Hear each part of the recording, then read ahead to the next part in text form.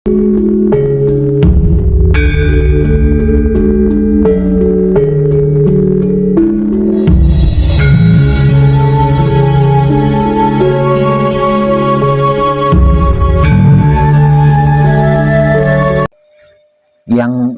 manunggal jati mulai malam ini ada berapa orang? Panjenengan manunggal jati malam ini. Panjenengan manunggal jati. Bapaknya juga manunggal jati. Manunggal jati. Iya.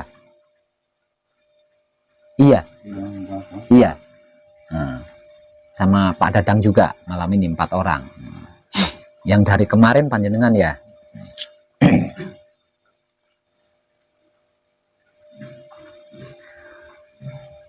Artinya panjenengan berlima itu sudah sampai di tahapan yang paling sulit ya.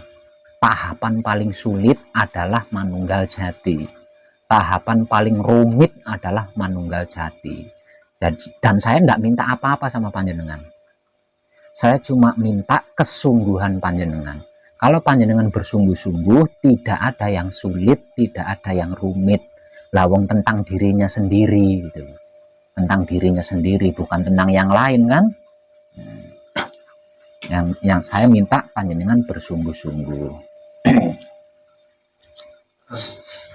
Nah, tahapan manunggal jati adalah tahapan yang paling sulit, paling rumit, dan tidak semua orang itu bersedia membimbingkan tentang itu pada panjenengan, karena saking rumitnya, saking sulitnya.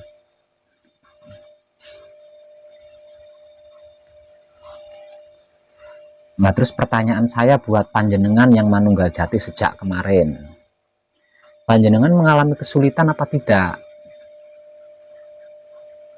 Kesulitannya kadang nggak bisa menggiring terus. Mana ada sistem menggiring itu, mana ada, kan nggak ada. Nah, berarti jenengan salah paham nih lah. Yang mulai manunggal jati malam ini mengalami kesulitan apa tidak? Bener, mengalami kesulitan apa tidak panjenengan? Boten, bener loh ya. Nah, ini rumit sekali ya, ini rumit sekali loh. Kalau panjenengan yakin tidak mengalami kesulitan, ya saya seneng banget gitu loh, saya seneng banget. Tapi kalau sampai mengalami kesulitan atau ada yang belum dipahami, nah saya minta tolong nih sama panjenengan, bertanyalah. Yang seharusnya minta tolong kan panjenengan. Nah, sekarang saya berbalik, biar saya ngalah gitu loh. Ya, saya yang mengalah. Kalau sampai mengalami kesulitan, kalau sampai mengalami kerumitan, saya minta tolong sama panjenengan. Bertanyalah. Jangan diam saja. Nanti panjenengan tersiksa sendiri kalau diam saja. Karena tahapan manunggal jati adalah tahapan paling sulit, tahapan paling rumit. Nah ya, tahapan paling sulit, tahapan paling rumit. Tapi tidak mustahil. Kalau panjenengan bersungguh-sungguh, panjenengan tidak akan mengalami sulit. Saya percaya gitu loh. Saya percaya itu. Asalkan bersungguh-sungguh tidak akan mengalami kesulitan. Namun kalau sampai mengalami kesulitan, saya minta tolong sama panjenengan untuk bertanya, khususnya ketika saya menyediakan waktu, gitu ya. Khususnya saya menyediakan waktu. Soalnya tadi saya lihat waktu sore tadi ada yang bertanya di dapur, gitu. Ada yang bertanya di dapur. Nah, berarti kan ada yang mengalami kesulitan tuh. Kenapa ketika saya nanya jenengan diam saja? Itu loh. Yang saya itu nggak habis pikir itu. Gitu. Sebenarnya panjenengan kesini itu belajar sama siapa? Belajar bareng sama saya apa belajar sendiri? Ketika saya menyediakan peluang untuk bertanya, panjenengan tidak bertanya. Tapi di luar itu, panjenengan bingung lah, terus gimana itu? Apa? Ini rumit, rumit loh ya, ini rumit. Bisa tanya. Bentar, ini yang 4 ini. Coba. Nah ini sistemnya saya balik. Jadi saya yang minta tolong loh ya. Saya yang minta tolong. Kalau sampai mengalami kesulitan atau ketidakpahaman, saya minta tolong bertanyalah. Jangan diam saja. Nanti panjenengan tersiksa sendiri. Karena tahapan manunggal jati itu tahapan paling tinggi, tahapan paling sulit, tahapan paling rumit, dan tidak semua orang itu bisa berjalan sendiri. Nah, tidak semua orang bisa berjalan sendiri, dibutuhkan teman di situ, dan teman yang dibutuhkan teman yang harus sudah sampai di situ gitu, tidak asal teman. Nah, setiap teman yang sudah sampai di situ belum tentu mau menemani perjalanan ini karena saking rumitnya, saking sulitnya.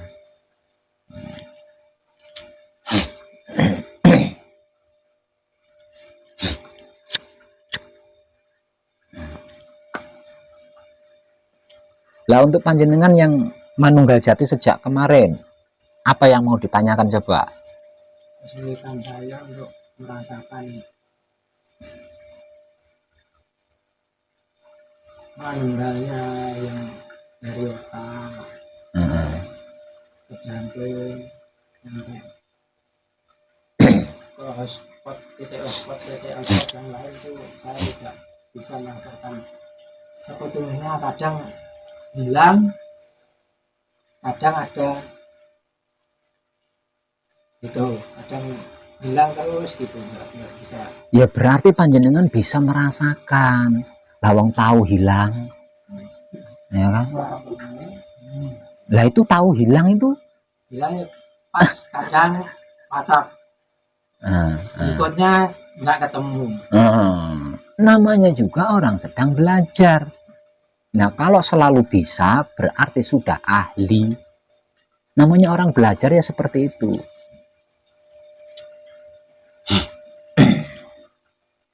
Di dalam manekung, di dalam gembleng, kalau sudah sampai di tahapan keempat, yaitu patrap samadhi manunggal jati, berarti semua pencarian itu sudah selesai, nah, Pak ya.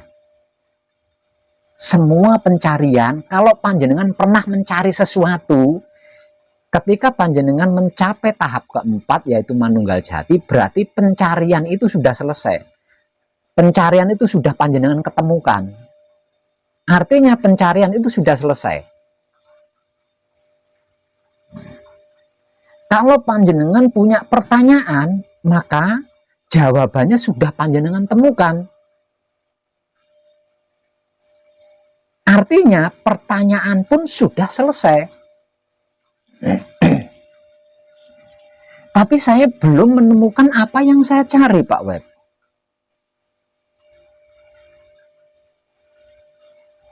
Tetapi saya belum mendapatkan jawaban yang saya pertanyakan, Pak Web.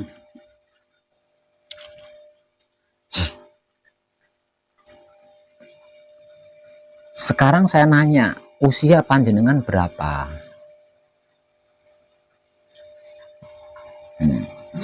Panjenengan yang paling muda berapa? 41. Di antara 5 orang, yang paling muda usianya 41 loh ya. 41 tahun panjenengan lupa diri. 41 tahun panjenengan tidak tahu diri.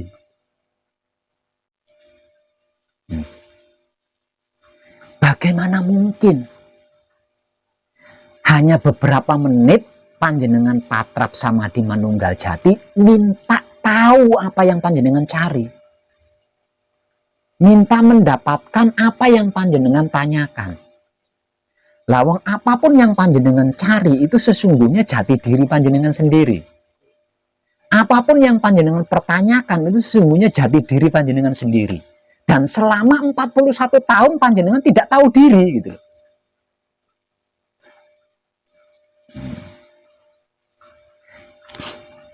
Satu, Yang kedua,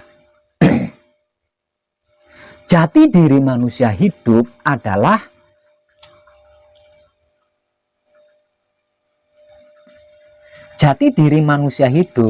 adalah secara awam disebut-sebut sebagai kitab Lauhul Mahfud.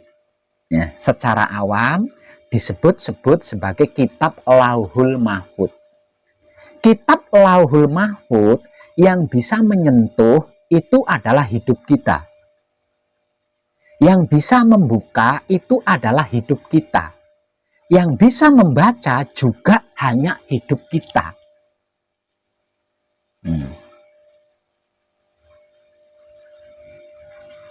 Nah, untuk bisa menyentuh, membuka, membaca kitab suci Lauhul Mahfud, hidup kita ini butuh manunggal dengan 4 pirantinya, dengan 4 pembantunya,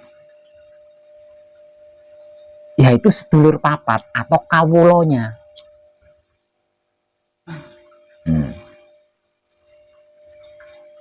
Setelah hidup kita manunggal dengan kawulonya, setelah hidup kita manunggal dengan 4 pirantinya atau 4 pembantunya, maka dibutuhkan diam. Walaupun hidup kita sudah manunggal dengan kawulanya, sudah manunggal dengan pirantinya atau 4 pembantunya, kalau tidak diam, tetap hidup kita tidak bisa menyentuh, membuka, dan membaca kitab Lauhul Mahfud.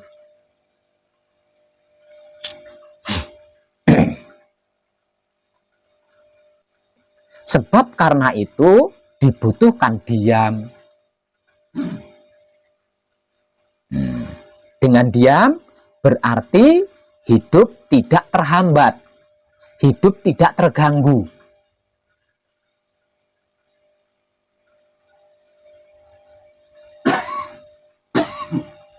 Untuk bisa diam,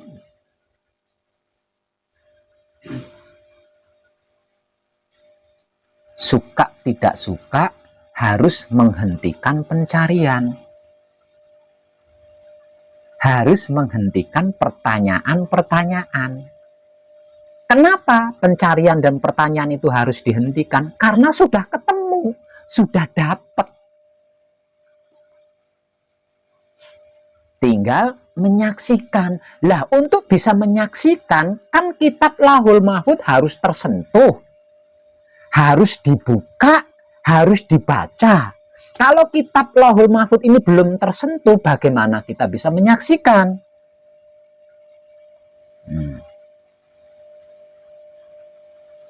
Kesimpulannya, patrap samadhi manunggal jati adalah diam.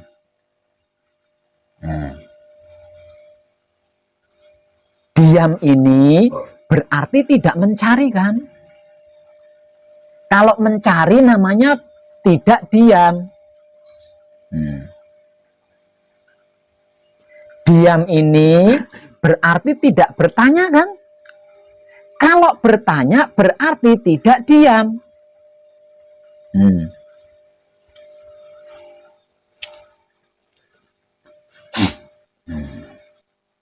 Jadi, ketika panjenengan melakukan patrap samadhi manunggal jati, jangan coba-coba mencari-cari.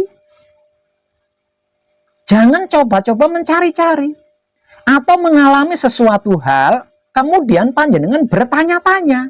Atau tidak mengalami suatu hal, panjenengan bertanya-tanya. Kalau itu panjenengan lakukan, berarti panjenengan belum diam. Tidak diam. Kalau itu panjenengan lakukan, berarti panjenengan belum diam dan tidak diam. Buktinya, lah masih bertanya. Misal contoh, di dalam samadhi,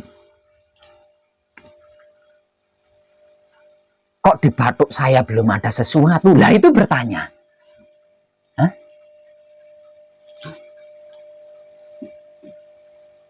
Apa yang dimotivasikan tadi, kok di batuk saya nggak ada, di tenggorokan saya nggak ada, Nah itu bertanya. Atau di dalam patrapnya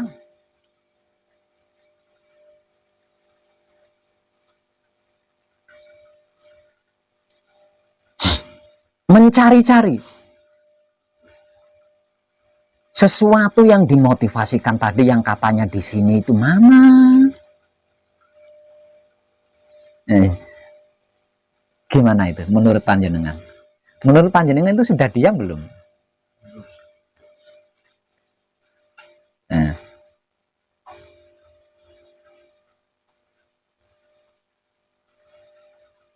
Jadi agar supaya patrap samadhi manunggal jati panjenengan mulus, lancar, sesuai yang dimotivasikan, panjenengan harus diam, menghentikan semua pencarian, menghentikan semua pertanyaan.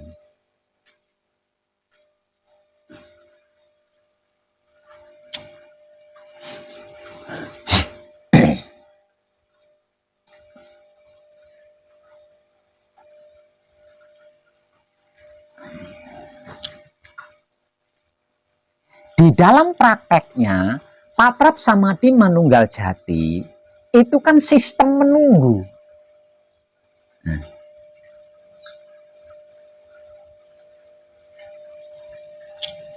Sistemnya sistem menunggu.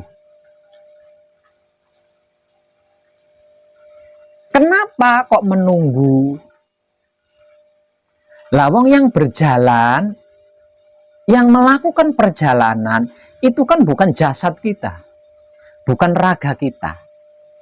Secara awam disebut sebagai mi'raj. Mi'raj adalah perjalanan ruh. Nah, karena ruhnya yang sedang berjalan, berarti jasadnya kan harus diem. Jasadnya harus diem, nggak ikut-ikutan berjalan. Gitu.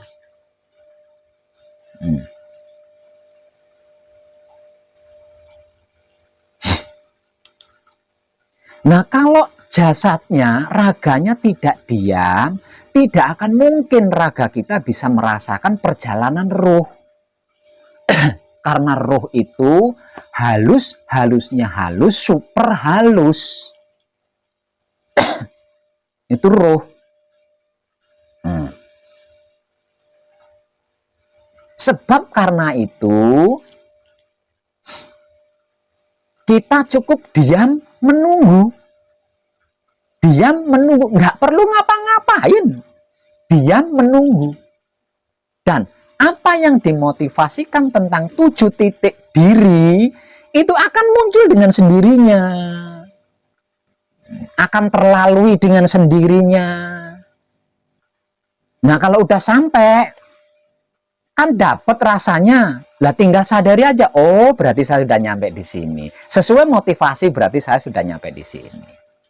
Lah terus diam lagi nunggu. Nanti ngalami lagi, oh berarti saya sudah sampai di sini. Terus diam lagi nunggu. Dapat lagi, oh berarti saya sudah nyampe di sini. Tinggal gitu aja, tinggal AO gitu aja. Nah.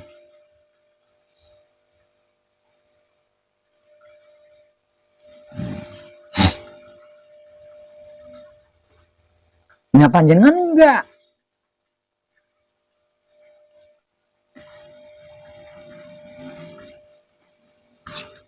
Ada sesuatu, padahal sesuatu itu belum jelas, belum pasti, panjenengan sudah bertanya, sudah nebak.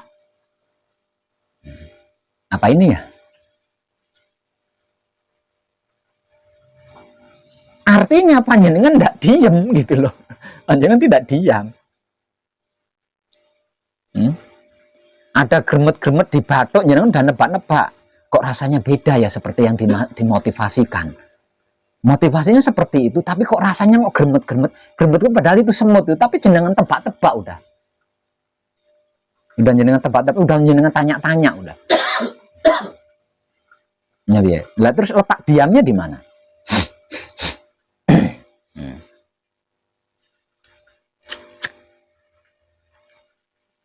Sebelum patrap samadhi manunggal jati, panjenengan 3 hari 3 malam melakukan patrap samadhi mijil sowan. 3 hari 3 malam loh. Panjenengan melakukan patrap samadhi mijil sowan, patrap samadhi mijil sampurno, patrap samadhi mijil toto lenggah, yang ketiga-tiganya itu bertumpu atau bertengger di atas wahyu pancalaku.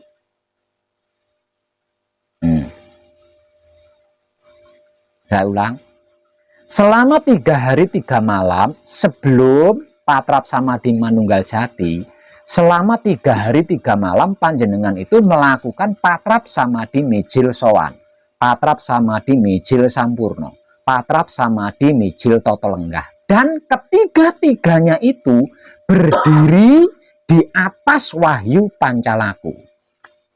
Maka wahyu pancalaku di dalam patrapnya adalah pasrah kepada Tuhan, menerima keputusan Tuhan, dan mempersilahkan kuasa Tuhan. Ingat enggak? Lah kalau panjenengan sudah pasrah kepada Tuhan, apapun keputusan Tuhan sudah panjenengan terima ya. Lah terus kuasa Tuhan, apapun bentuk kuasa Tuhan sudah panjenengan persilakan. Terus panjenengan mau apa? Coba kira-kira panjenengan mau apa kalau sudah seperti itu?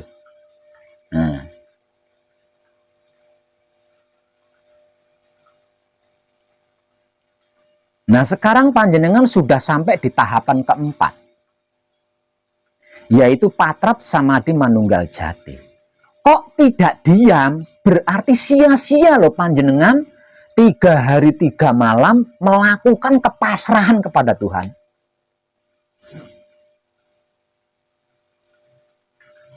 Sia-sia loh.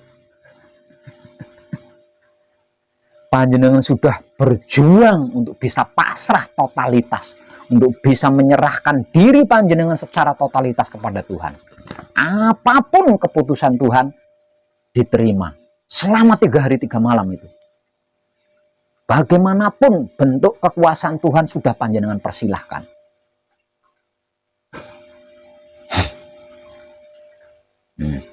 Maka mayoritas Tuhan kita maknai maha segalanya.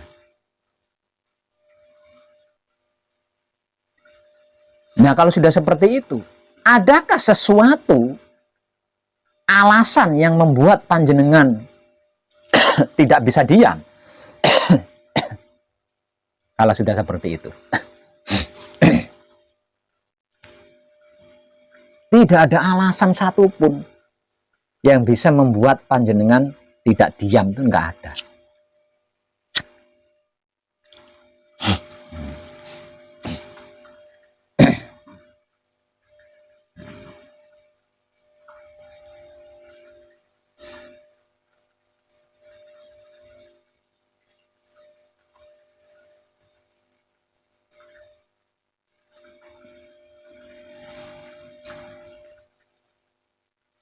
Agar supaya panjenengan lebih klik,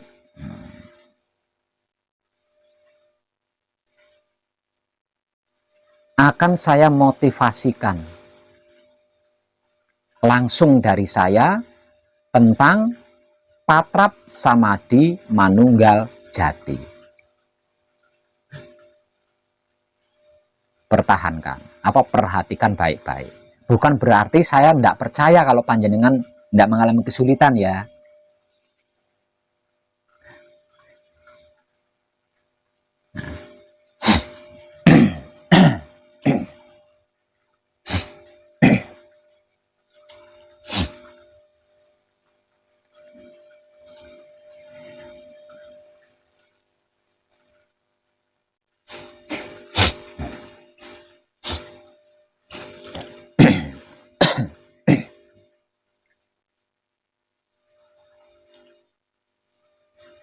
Ada 3 singgasana Tuhan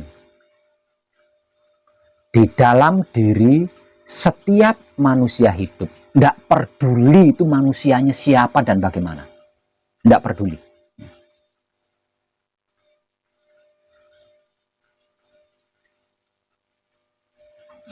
Tiga, singgasana Tuhan di dalam diri setiap manusia hidup ini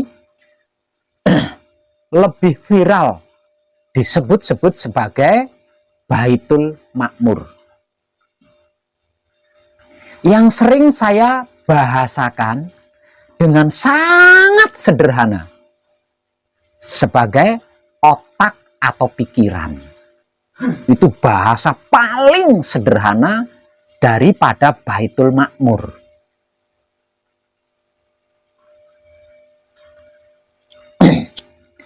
Baitul Makmur, otak atau pikiran manusia hidup, itu sesungguhnya singgasana Tuhan. Ketika Tuhan itu menciptakan apapun. Ketika Tuhan itu menciptakan sesuatu, dia bersinggasana di dalam Baitul Makmur, yang sering saya bahasakan dengan sederhana sebagai otak atau pikiran. Paham jenengan? Paham belum? Kalau belum paham, saya ulang lagi nih. Paham belum? Halo Pak? Pak? Paham. Jangan ngelamun loh Pak, jangan ngelamun loh. Banyak harus memperhatikannya baik-baik. Saya ngomong ngotot jenengan kemana? Paham nggak tadi?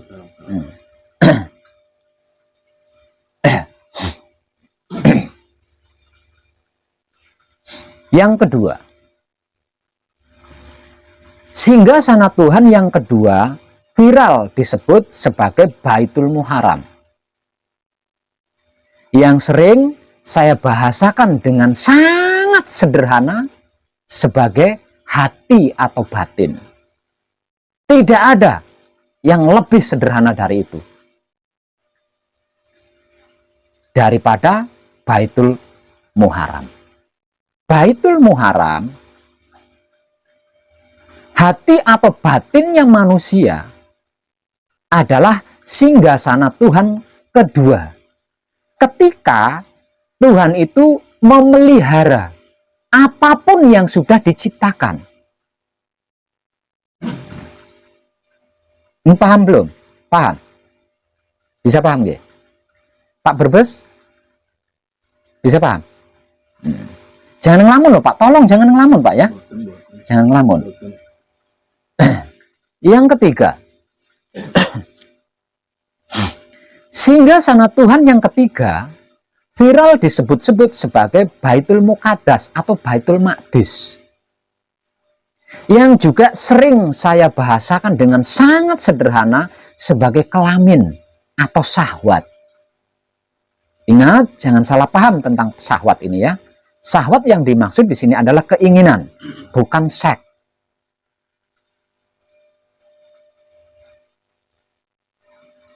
Baitul Muqaddas atau Baitul Maqdis yang saya bahasakan dengan sederhana sebagai kelamin atau syahwat ini adalah merupakan singgasana Tuhan yang ketiga.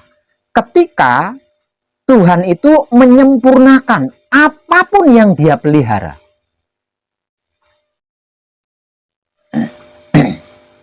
Klik nggih.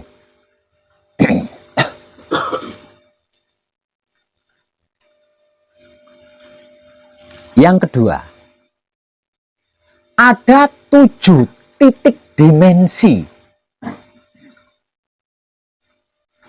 di dalam diri manusia hidup. Nggak peduli itu manusia apapun, nggak peduli. Artinya setiap manusia hidup itu mempunyai 7 titik dimensi atau 7 lapis partikel.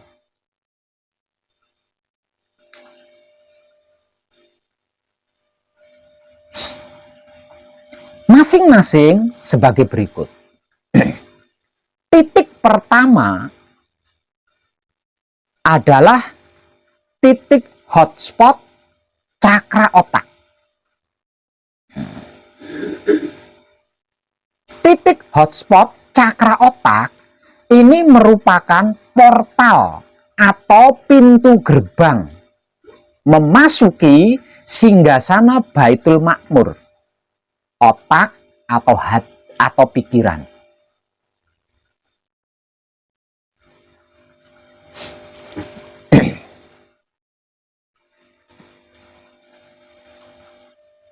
Yang kedua,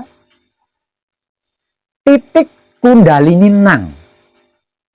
Dan yang ketiga, titik kundalini neng. Titik kundalini nang dan neng ini merupakan pembatas antara singgasana Baitul Makmur dan singgasana Baitul Muharram. Jadi singgasana ke-1, singgasana Tuhan yang ke-1 dengan singgasana Tuhan yang kedua itu dibatasi titik kundalini nang dan neng.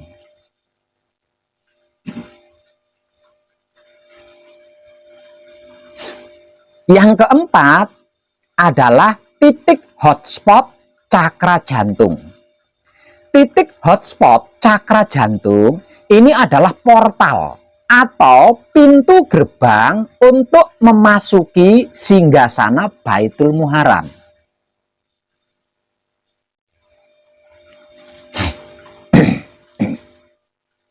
Yang kelima adalah titik kundalini neng.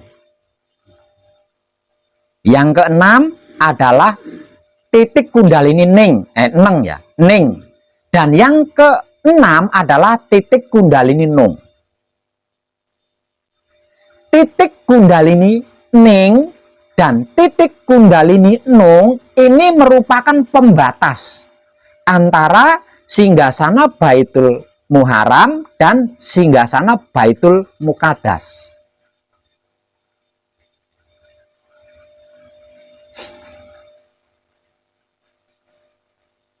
Dan yang ketujuh adalah titik hotspot cakra kelamin.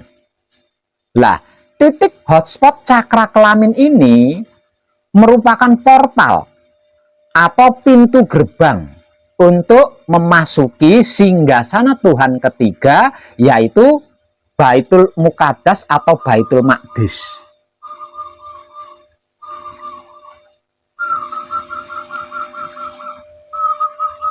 Paham? Dikarenakan 7 titik ini merupakan partikel, 7 titik ini merupakan dimensi kehidupan, berarti ada keadaannya, di setiap titiknya itu ada keadaan. Nah, dan setiap keadaannya berarti memiliki rasa dan perasaan yang berbeda-beda, tidak sama maksudnya.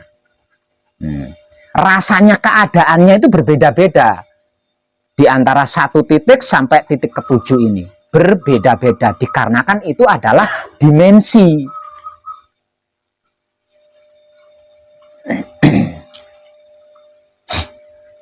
Paham? Supaya panjenengan tidak bingung, maka saya akan menggunakan 1 contoh sampel saja. Selama ini kan saya menggunakan berbagai macam kacamata kan. Semua kacamata yang ada itu saya gunakan. Maksud saya supaya panjenengan tidak kesulitan gitu loh. Makanya saya menggunakan berbagai macam kacamata sudut pandang dan beraneka ragam bahasa. Maksudnya supaya panjenengan tidak kebingungan. Namun dalam kenyataannya panjenengan malah luweh bingung di situ. Nah, sekarang saya hanya akan menggunakan 1 kacamata saja.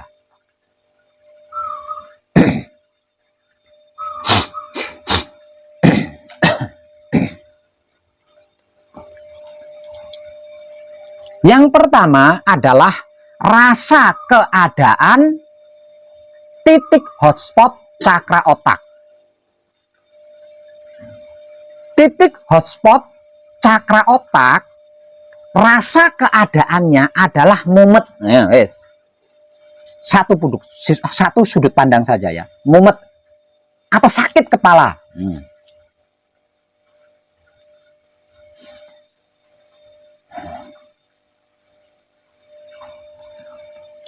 Kenapa titik hotspot cakra otak kok rasanya mumet atau sakit kepala?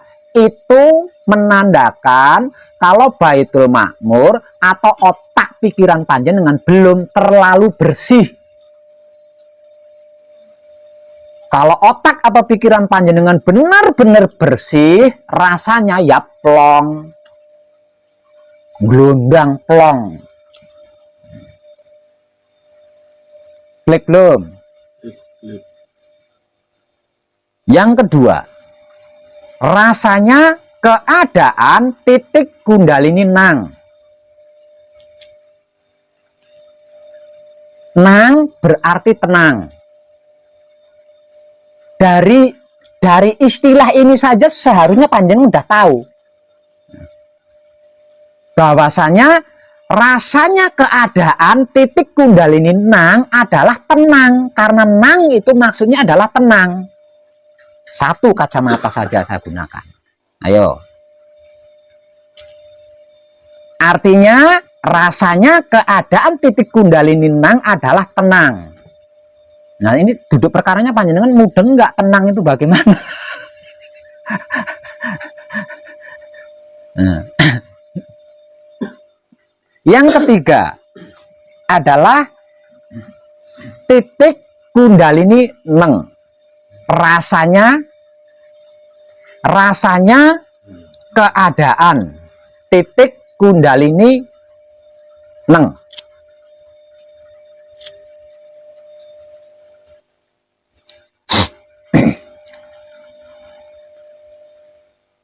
Neng berarti meneng atau diam.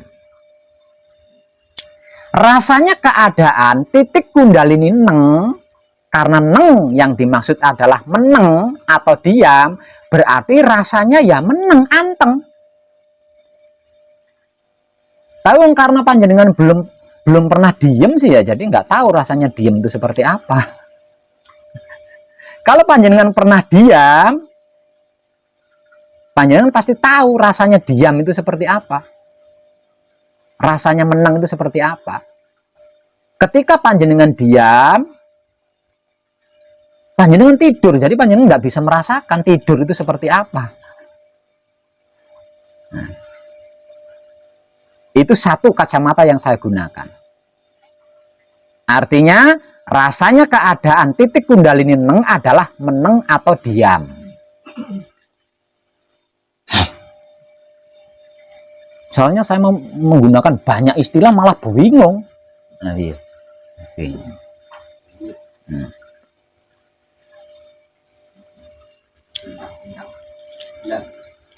Yang keempat, rasanya keadaan titik hotspot cakra jantung.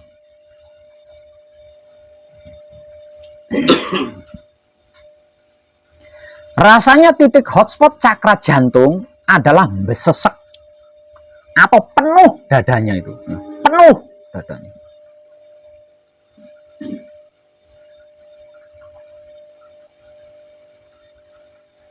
Itu satu kacamata yang saya gunakan. Dadanya terasa penuh. Pernah nggak dadanya penuh? Pernah nggak? Nah, ketika bermasalah mungkin, ketika jengkel mungkin, penuh dadanya. Rasanya dada penuh itu seperti apa? Sesek kan? Sesek kan? Napas saja susah kan? Saking penuhnya tuh. Itulah rasanya titik hotspot cakra jantung. Kenapa rasanya seperti itu, Pak Web? Itu dikarenakan hati atau batin panjenengan belum bersih. Kalau hati batin panjenengan bersih, rasanya ya plong glondang. Tidak ada apa-apa.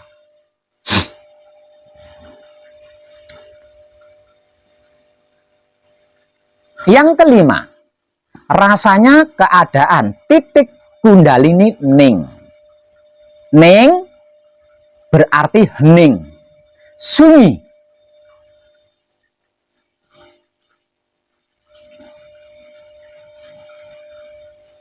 Artinya rasanya titik kundalini ning, karena ning itu adalah hening atau sunyi, berarti rasanya ya sunyi. Rasanya hening, rasanya sunyi.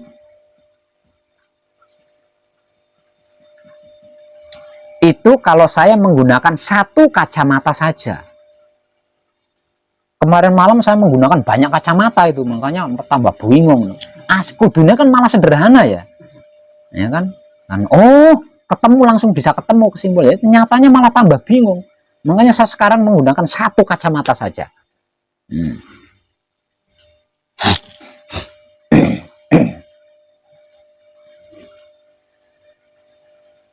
Selanjutnya adalah rasanya keadaan titik kundalini nung. Nung berarti nunggal.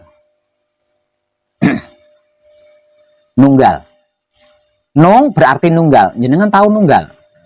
Istilah lain daripada nunggal itu gancet. Ayo, tahu nggak? Gancet. Gancet. Satu kacamata yang saya gunakan ini gancet. Istilah lain daripada manunggal adalah gancet. Ini orang Purwakarta tahu gancet? Nyaho? Nyaho.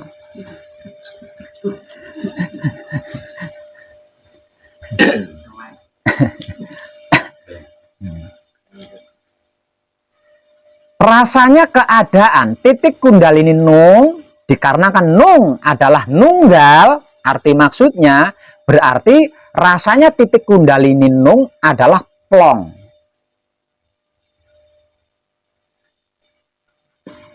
Pernah mengalami plong belum jenengan? Pernah mengalami kepuasan belum?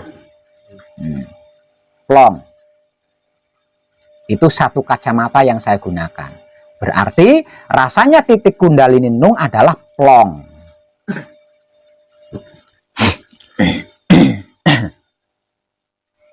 Yang ketujuh adalah rasanya keadaan titik hotspot cakra kelamin. Lah, ini yang tidak bisa dan jangan panjenengan lakukan.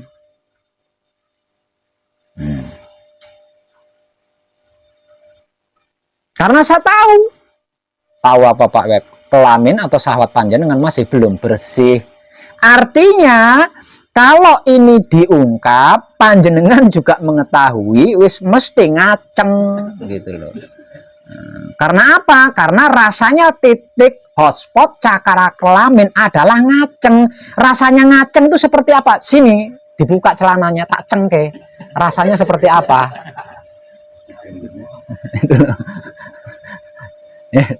Rasanya titik hotspot cakra kelamin yang ngaceng gitu.